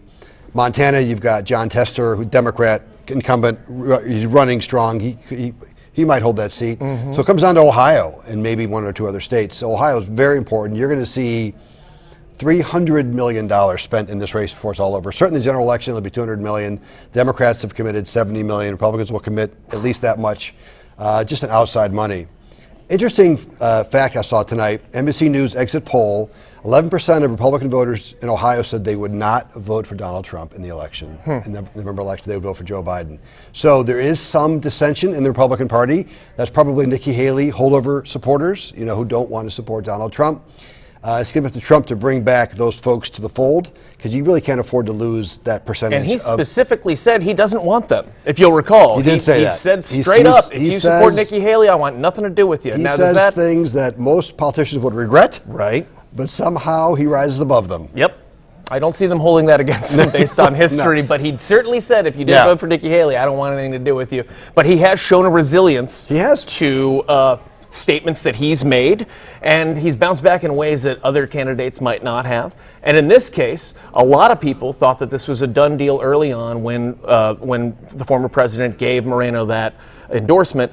And then it did seem to tighten up. At least the perception was that it tightened up within the last few weeks. Yeah. How did everybody get that so wrong based on a few polls from places that I'm not even sure are hugely credible? Yeah, one was in South Florida, East Carolina, Emerson. These aren't. One was like a Bernie Moreno internal poll. Yeah, like it wasn't exactly these aren't Ohioans polling Ohioans, right? It's outside. So where did this perception come from that it was closer than it was? Because all we had for the science, the mathematics, was the polling, right? I mean, you had the campaign saying, I've got a poll showing them up 5 or up 10 or whatever. But all you had objectively was these polls that came out, every so often, and you see them. No one predicted this. I think even Bernie Moreno in his wildest dreams had predicted he'd win by 17, 18 points and get almost half of the vote. So it's a remarkable victory for Bernie. Hats off to Matt Dolan, who's a dear friend. Frank LaRose, also a very good friend. I mean, they ran wonderful campaigns. But you run into the buzzsaw called Donald Trump's endorsement, and there's nothing you can do about it. It sure seems to be the case. Now, you said yourself that once you get this endorsement, obviously then that's a nice glide path to the general election. But once he moves into the general, there have been concerns about him being able to transition to the general, walking back some of his extreme stances, something like the abortion stance, for example, where he has called for a federal ban at some level. Do you think that he's going to have any trouble with his reputation as being a little more extreme with more moderate Ohioans? I think he's talked about a national ban of 15 or 16 weeks, something like that. Yes. I don't know how extreme that is. I think most Americans would probably agree on a 16-week ban on abortion. Ohio is now 24 weeks because of issue 1 last year. Right. I think many Ohioans think that's a little extreme on the far end. The 6 weeks was also extreme on the near end. So something in the middle makes sense. I don't know that a federal ban is appropriate here. This is really a state issue, I think. Especially on something that has been argued for so long. We need to return this to the states. And then all of a sudden, once it goes back to the states, they're like, you know what, maybe a federal thing wouldn't be so bad now that I think about it. But you know what? If they're smart, they'll avoid the A word entirely. Like, don't talk about abortion at all. Or if you talk about it, you got to talk around it. You've got to talk about adoption, taking care of moms and kids, and raising healthy children. But you know who I have a hunch might bring up abortion once or twice? Sherrod Brown. Maybe Sherrod Brown. And how do you think, what's the retort to that because it's inevitably going to come up. Right. And what is the right response to that? Is just talking about options like adoption and stuff, that's what people respond to? So I think the right answer for Bernie would be, look, Ohio's decided. Ohio, issue 1 said we're going to have essentially the Rose standard, which is 24 weeks, and we'll leave it at that. And I would move off that issue as fast as I could if I were him. I would not talk about a federal approach or a federal ban. I would say the Ohio voters have spoken, both on abortion and on amending our Constitution, and I want nothing to do with those. Let's get back to issues around jobs, taxes, the border, areas where Republicans are excelling, the border being a big issue right now for Republicans to take advantage of. certainly taxes, the economy, inflation. I would keep, if I were Bernie, I would keep my eye on economic issues in this campaign. Let Sherrod come back and talk about social issues. Is that complicated at all by the fact that the economy is not exactly in the tank right now? I mean, no matter how we want to portray it, I know that there's positive aspects and negative aspects, but it's just not the disaster that people want to portray it as. It isn't the disaster, but it's amazing people think that it is. And I think part of it is because the thing you see most often is the price of gas, the price of groceries. Right. And so you might be told inflation is only 6% or 7%, but when the price of milk goes up by 50 cents a gallon, you're like, oh, that's a lot more expensive. Right. And when gas is still in the $3.50 range, and you remember it being $1.98 when Trump was president, and he'll remind you of that, I'm sure, in the commercials that will come up this year.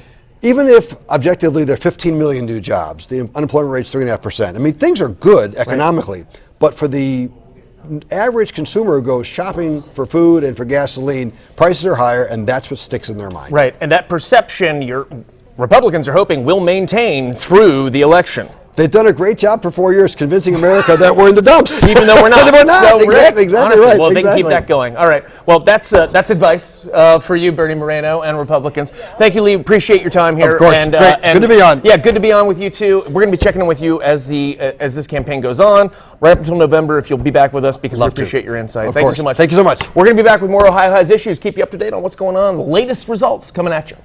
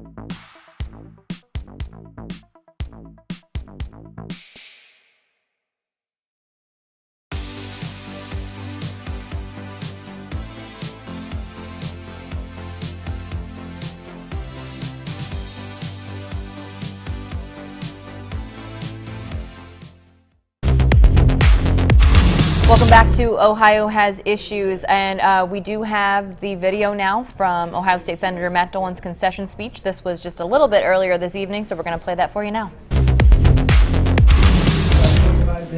we go back to that? Somebody shooting from across the street. Obviously, guys, I am disappointed in the results. But as I look around the room and I see how much time and treasure and talent that everyone in this room put in this race, it is really humbling. It is humbling to know the support you guys gave me, and it's just a little, a little gut punch that I can't deliver for you. We knew what we stood for. We knew what we were working for, and I thought, we were getting our message out, but obviously we didn't get our message out to enough people. But it is really, tonight is about thank yous, and I don't want anyone leaving here feeling that you didn't participate in the greatest country in the world, our democracy, to go out there and argue and talk and fight on behalf of a candidate who wanted to do well. That's what this country's about. We choose our leaders. Sometimes we don't, we obviously everyone doesn't win, but it is still a great system, and it exists because of people like you. So there's a lot of thank yous I could do, but I want to start out with just saying thank you to all the volunteers, the endorsers, the supporters. It's extremely humbling to see how hard you guys work. I want to thank Senator Rob Portman and Jane Portman. And Jane came all the way up from Cincinnati for us tonight. Thank you, Jane. Governor Mike DeWine and Fran DeWine, and I'll reach out to you later. Now, let me just talk about that. Getting their endorsement was politically helpful, and I think as the night goes on, we're going to close the gap a little bit. But personally, as somebody who wants to be in public service, because I believe it is a calling. It is a calling to serve others. And to have the quality of a Rob Portman and the quality of a Mike DeWine to look at this race and say they're willing to put their years of experience behind me. It's a sad loss tonight, but it's a personal pride that Rob and Mike DeWine reached out for me. So thank you, Jane, very much. It is something I will carry with me, that I earned those two support. So, and your support. Thank you so much.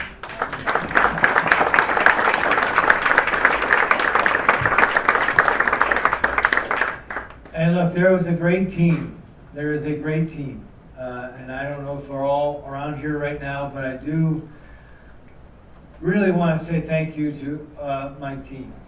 I cannot tell you how hard they worked. We worked really, really hard just to get the results that we got. So I can't tell you how proud I am of all of them. And I want to name everyone by name, but I'm afraid I will forget somebody. Well, I just had a chance to talk to them personally, but I am going to make sure that one person gets her applause. Where's Kathy? Kathy Crawford.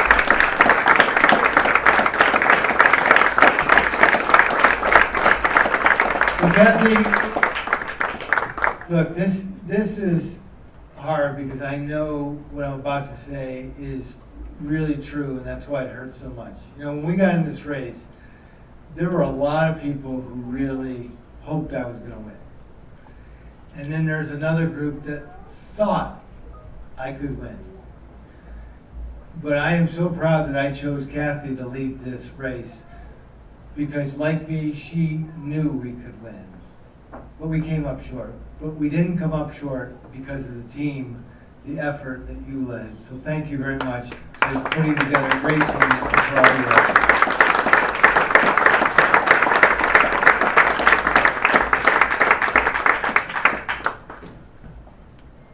So I didn't prepare these remarks tonight. I had other remarks prepared, but thank you, everybody. It's a great country. You don't always win. Personally, I'm glad I'm a state senator, and next Tuesday I have a whole lot of meetings to help continue to make Ohio a great place to live, and I will serve out the remainder of my term, working really hard for the people of Cuyahoga County and the 24th Senate District. Thank you, everybody. Thank you, everybody, for coming.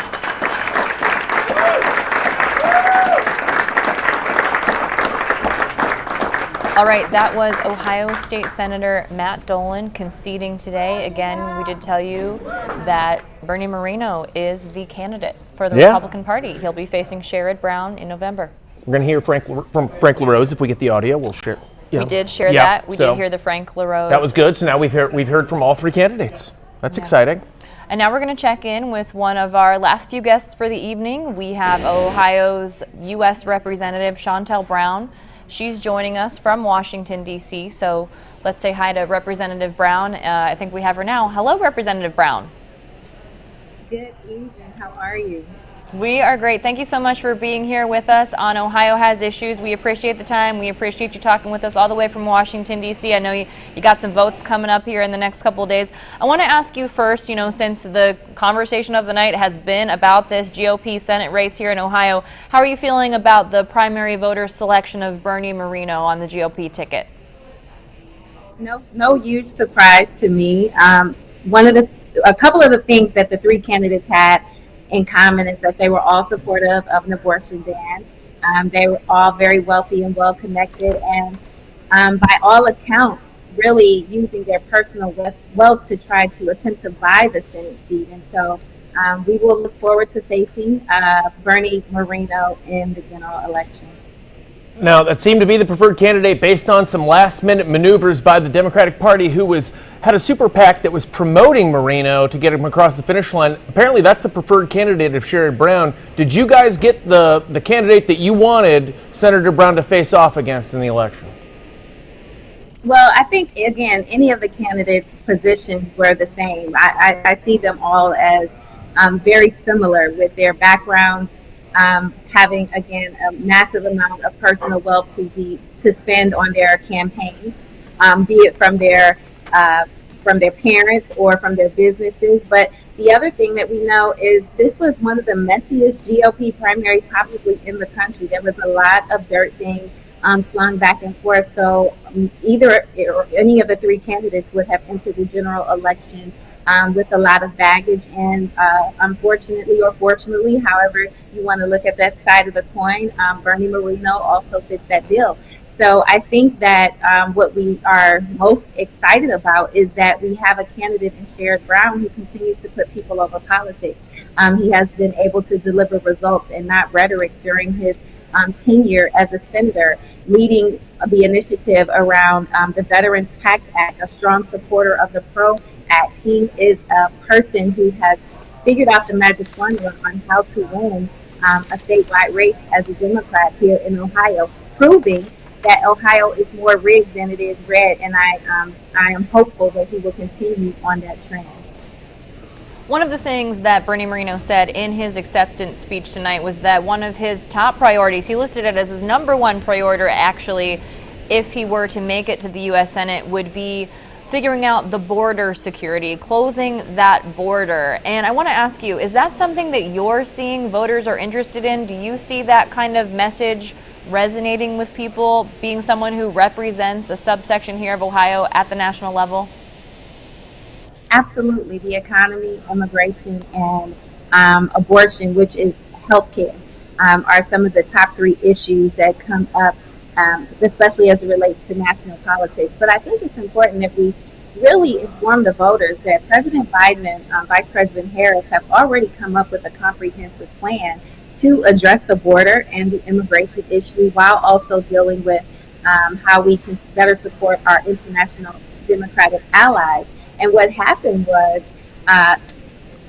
former President Donald Trump requested that the Speaker of the House, Mike Johnson, not put that package forward. And so right now, we are seeing a Congress led by the Republicans who refuse to govern, who actually would put chaos and confusion before the needs of the people as well as our national security. So yes, he can certainly attempt to campaign on an issue, but we have already put forth a very comprehensive resolution. And if Mike Johnson would step up to the plate and put the bill on the floor, I wouldn't be surprised at the level of bipartisan support that it would get to be able to pass it, because we know that this is a serious issue and people want to get it done, but we can't do it if we are at the mercy Speaker Johnson, who was at the mercy of former President Trump. Congresswoman, there was a lot of uncertainty going into this primary campaign. All the polls were indecisive. A lot of things indicated that it was going to be closer than it was. Even the people who are the professionals who try and guess about this sort of stuff and say this is how it's going to be, they had no idea.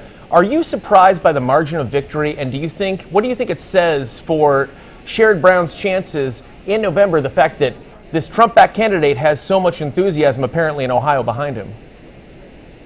Well, listen, I am a person who experienced being down in the polls. And what we know is polls don't vote. If we listen to the polls, I was 35% down during my primary election. No one thought that I would be victorious. But here I am, a representative of Congress. And so the same could be said of President Biden. We know that, polling is just a snapshot in time. And oftentimes the people who are most vocal in polls tend to be on the extreme. So we are in a very unprecedented time as it relates to politics.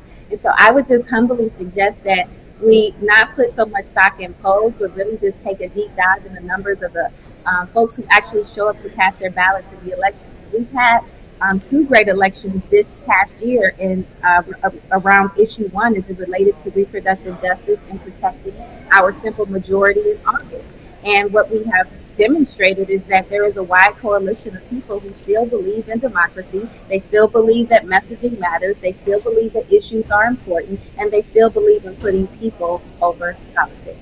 Congresswoman, you know the Ohioans, you know your voters, you know what moves people in this state. If you were to advise Senator Brown on things to focus on to really hammer home in his messaging against Bernie Moreno, what are the main things that you would tell him to really lock down on?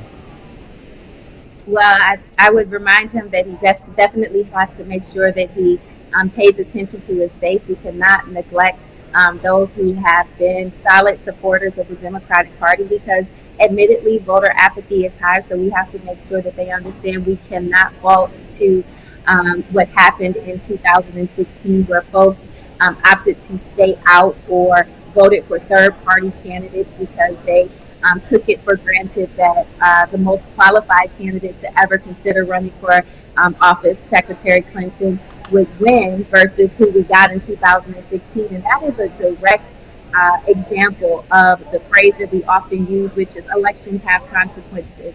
In 2016, because people stayed home, we ended up with President Trump, who had the opportunity to appoint not one, not two, but 3 Supreme Court justices. And we're talking about 3 right-wing activist Supreme Court justices who have made decisions that are going to have lasting impacts for generations, reversing course on decades of presidents, especially as it relates to women's rights. This current Republican Party has a war on women agenda, and it is very apparent when you think about the fact that all 3 of them wanted to institute a nationwide abortion ban. So with that said, I would encourage Senator Brown to stay focused on the issues, talk about the economy, and remind folks who have been delivering, again, results and not rhetoric. All right, Representative Brown, we really much appreciate your insight. Thank you for being with us here on Ohio Has Issues. We appreciate it. Thanks for having me. Thank you. All right, again, that was Representative Shontel Brown joining us from Washington, D.C. We appreciate the time. Good insight there, too. Honestly, she has a good vibe she seemed upbeat about this overall for Democrats. So, but Republicans seem upbeat as well. So I guess either they really mean it or they're very good at their jobs. Either way, I'm on board. Yeah, who knows how this will all play out. Again, we'll be with you all the way through to November to see what happens. We're going to take a quick break and then we're going to bring in our next guest.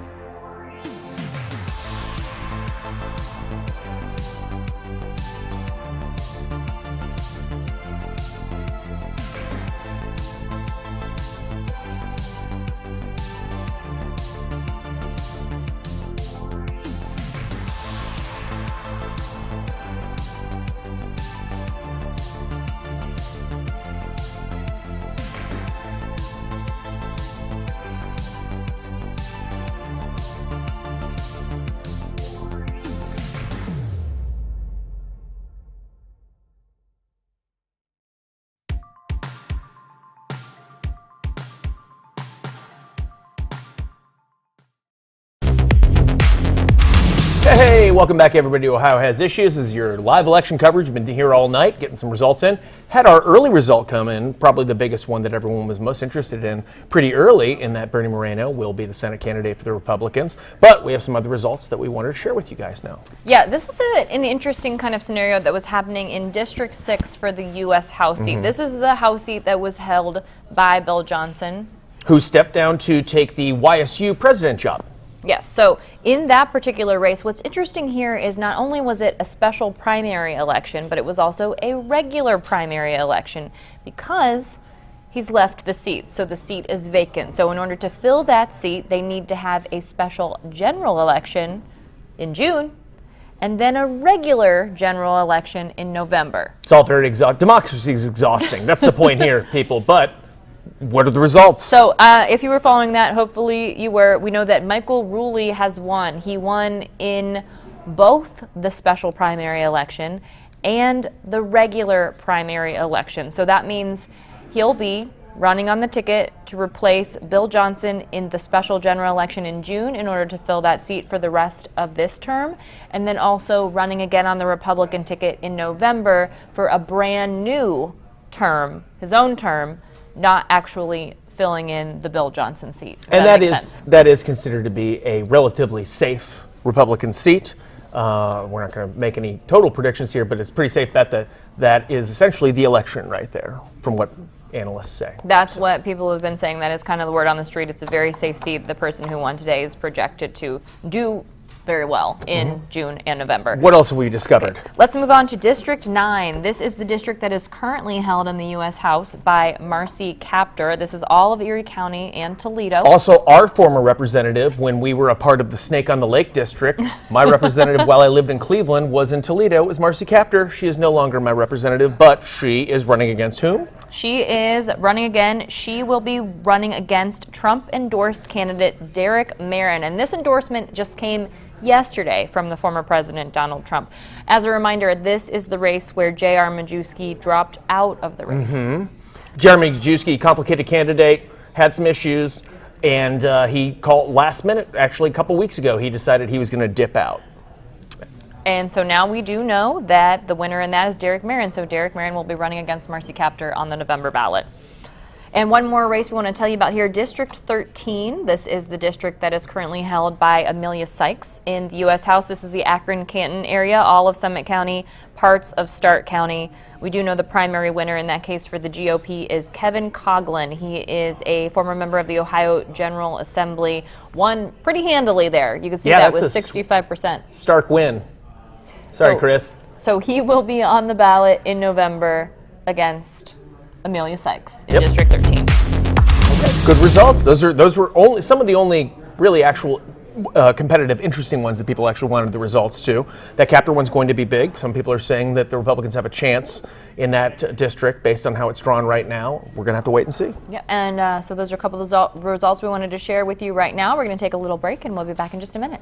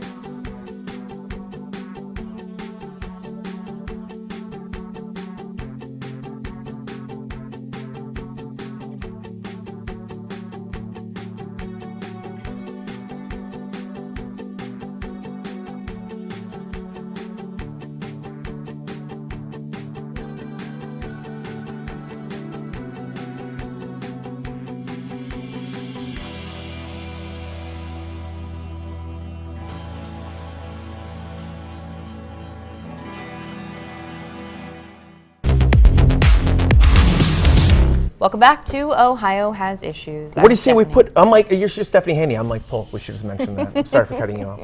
What do you say we put a button on this bad boy? We've brought people a lot of results. I feel like we've kept people pretty informed throughout Ohio with the help of our amazing panel of guests. Yeah, we really did. We had some great conversation tonight kind of working through this. So yeah, let's recap it. Let's show you what happened today. Oh yeah, that guy won. Joe Biden, the current president of the United States of America, if you're unfamiliar, soundly defeated Dean Phillips, his competitor, who dropped out of the race a little bit ago. So not totally surprising there, but a pretty decisive victory. And then what do we got next? Let's see who else. Oh, okay, Donald Trump up against a bunch of other candidates who had dropped out already, but 79% of the vote, pretty dominant vote.